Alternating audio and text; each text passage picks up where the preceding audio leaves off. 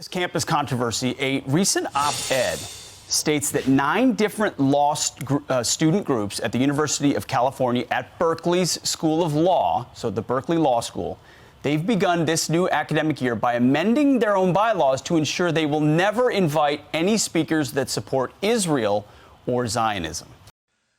Hi, everybody. Auntie speaks. Yeah, we're banning Jews. Yeah. Banning Jews. That sounds like such a great plan. The man who wrote the op-ed, civil rights lawyer Kenneth Marcus, joins us now.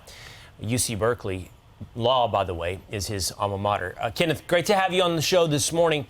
Tell us about this. What does this reveal? I don't know about Berkeley, the current generation of law students, perhaps. What does this tell us?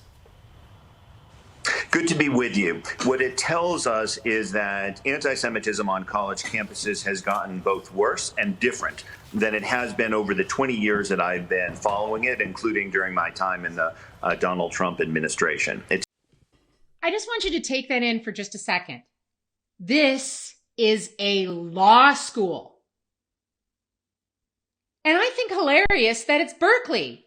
The most left of left of left of left of left that you can get before, I don't know, maybe Stalin. I mean, you don't get any much more leftward than Berkeley. I mean, isn't there a joke that it's actually Berkeley? Because that's how crazy they are. So this is a law school. And they hide their anti-Semitism by saying, oh, we're just banning Jewish groups that support the Zionist movement. Yeah. If they didn't, support Israel, then we wouldn't ban them. Then we'll let the Jews talk. Yeah? You gonna let the Jews talk then? That's so nice of you. Tells us that the latest battle in anti-Semitism on campus consists of efforts to exclude, marginalize, and silence Jewish students who support Israel in any fashion, which is most Jewish students. It's not just a matter of political debate, it's a matter of excluding Zionist voices from campuses. Interesting. Well, here's how the law school, the dean of the Berkeley Law School, responded to your op-ed. What he said was what Mr. Marcus, does not mention is that only a handful of student groups at over 100 at Berkeley Law did this. It's important to recognize that student groups have free speech rights, including to express messages that I and others might find offensive. So he says, oh, it was only 9 of the 100. Boo-hoo. Let me ask you this. Suppose it had been the mayor of Berkeley saying that we have only 9 neighborhoods where black people aren't allowed to live, but we have many other neighborhoods that are completely open to everybody. Would anybody miss that this is a blatant violation of American law? Why is it that the law faculty at the University of California needs to have this explained to them? You can't close 9 doors, even if there are other doors that are left open. Every space needs to be open to everyone. I love this defense. This is so awesome. It was only a small group of people that are banning Jews. The rest of them aren't banning Jews. And this gentleman makes a perfect point. If it was the mayor of a city and said, oh, well, it's only these 9 cities out of 100 that are banning black people, then, it's not that bad. Well, I've got an even better analogy for you. Let's say you're at Berkeley. Let's say you're a religious group and you don't believe that non-binary people exist. You only believe in male and female. And you exclude transgender people from your group. Now, I don't think that's a smart thing, but at least that's in the Bill of Rights, freedom of religion. Do you think Berkeley would allow that? I got a bridge that I'd love to sell you if you think that Berkeley would allow a student group to do that. That student group would be banned. But because it's Jews, it's fine. When are we going to call this for what it is? This is blatant anti-Semitism. We've got a serious problem in America here where some groups, it's okay for you to attack them. If they're Jews, you can attack them.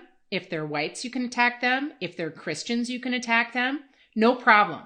You can call them the most awful names, and you can do it on Twitter and YouTube, and you will not get kicked off. But if you do those same things to a protective group like Black or Muslim or transsexuals, transgender, you're going to be kicked off of those platforms. You're going to be canceled faster than you can blink.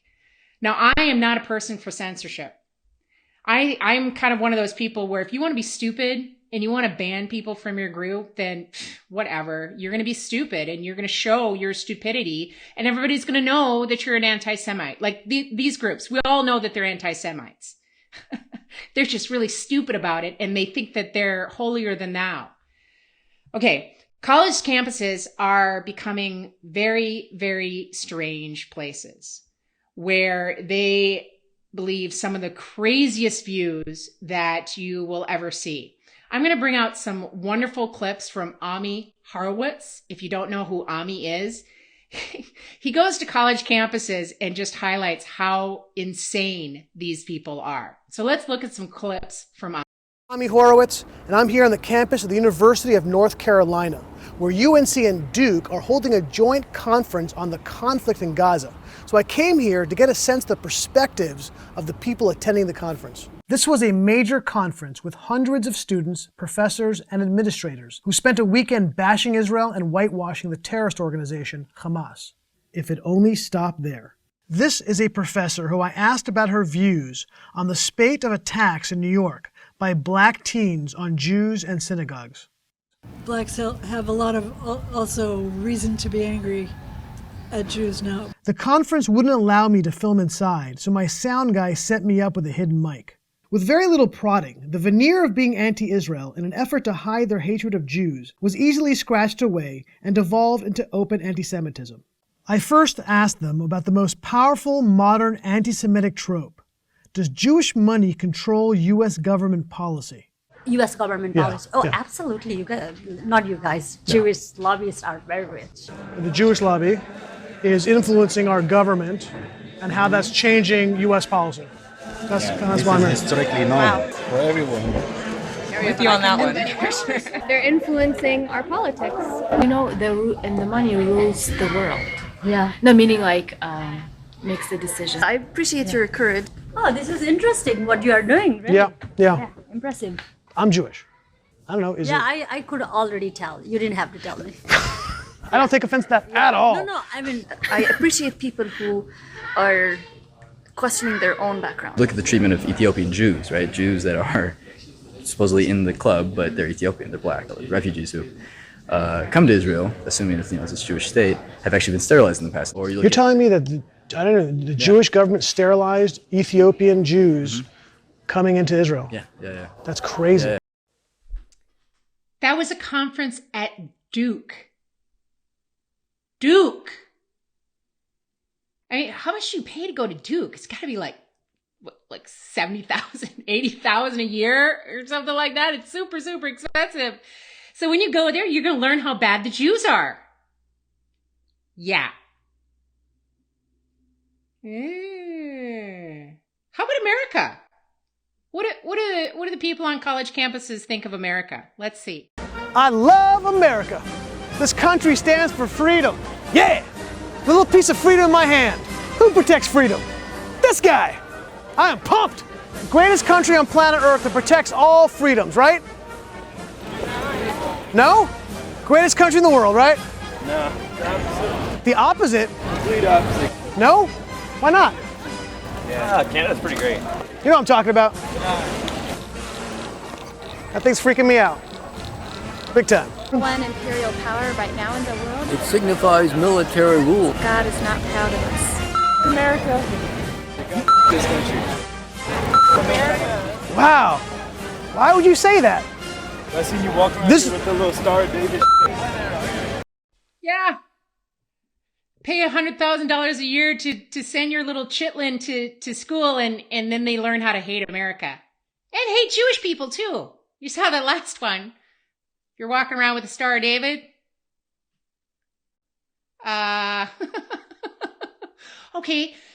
Then he did something hilarious, which was he brought out Hamas's flag. No, it was ISIS flag, I think, to see what people thought of that. So let's see Berkeley's reaction to a terrorist flag.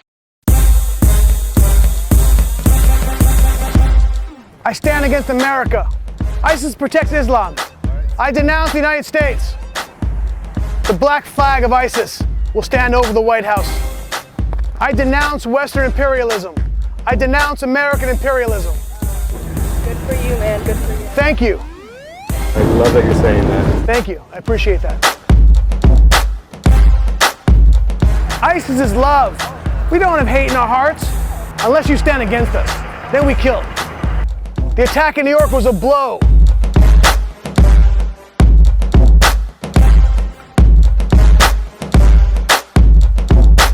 I flaunt your American smoking rules.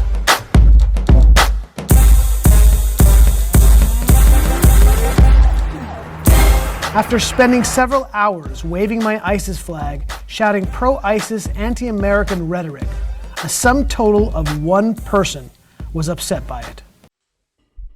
One person was upset by it. The ISIS flag. People who raped and murdered and, they would like kidnap girls. Or is that the other group? I can't remember. But terrorist group. The flag of a terrorist group? But yeah, when he showed the American flag, they had tons of people coming up and saying, hey, that's a terrible flag. You can't do that. And once again, I want to remind you that this is Berkeley. This is an American university. Okay, well, that's pretty bad. But I wonder if they would give money to Hamas. If you don't know what Hamas is a terrorist group, been around for a long time. And in their charter is the destruction of Israel. That's their purpose, is to destroy Israel. Now, would a bunch of college students give money to a terrorist group to destroy Israel? We're raising money for American Friends for Hamas. So I work for American Friends for Hamas. I work for American Friends for Hamas. Okay. We're not your father's terrorist organization. We've kind of evolved beyond that. Still kind of what we do, but we've kind of rebuilt and rebranded ourselves. And Hamas is where it's at. We're raising money to do what we do as Hamas. We want to fund operations against Israel. And the type of attacks we're talking about are cafes and schools and soft targets. The type of operations we're talking about against soft targets, schools and cafes and that kind of thing. Make them feel it. Hospitals and destroy cafes, shopping malls and schools and places of worship. This is the kind of stuff we're talking about. Civilian populations. And this is the only way we can fight back, really. The suicide bombers all we've got. I mean, that's kind of like, because it's the poor man's F-15. I've actually been learning about in this last school year about everything that's going on over there, so I like the sound of what you're doing. It sounds like the great thing to do. Yeah, totally against the Israeli genocide. Awesome. We just want to get rid of Israel, and it's for the Palestinians. Stay off drugs. But we would love you to check out our website. That would be wonderful. Good luck. Thank you. If you feel like donating to help the cause, to fight back, and that'd be great. For sure, well, definitely. And maybe consider making a donation. Yeah? Let's fund Hamas.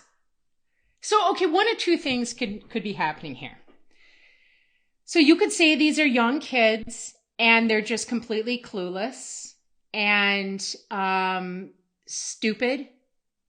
But then why are you paying $100,000 to make yourself more stupid? So, I mean, you could say that. That's possible, I assume. But he was pretty explicit. We want to go against soft targets. A suicide bombing is a poor man's F-15. So this was several years ago.